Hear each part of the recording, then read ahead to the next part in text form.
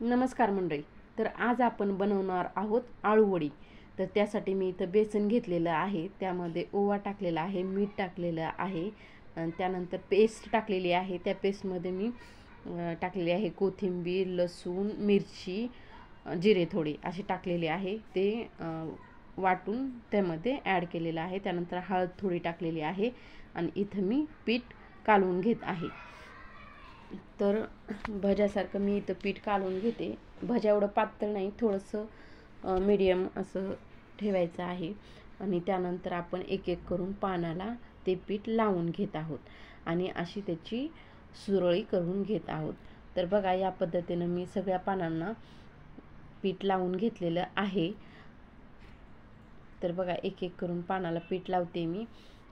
ही जी आळूवडी बनते ना, ती खूप छान बनते, वाफवून बनते कमी तेलामध्ये.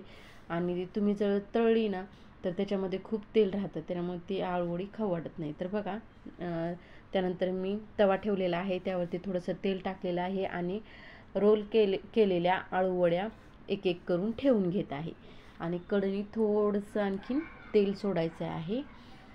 तेल सोडल्यानंतर मग थोडंसं मी पाणी टाकणार आहे, शिंपणार आहे आणि त्यानंतर मी ताट झाकून घेतलेलं आहे. 10 मिनटं ठेवलेले आहेत आणि त्यानंतर मी पलटी करून घेते वड्या. त्यानंतर मग त्या साईडनं थोडंसं तेल टाकायचं आणि थोडंसं पाणी टाकून आणखीन एक वाफ काढून घ्यायची, म्हणजे छानपैकी आळूवड्या आपल्या वाफेवर शिजतात. आणि बघा, इथं छान आणि मस्तपैकी कमी तेलकट अशा वड्या तयार झालेल्या आहेत. खाऊन बघा नक्की.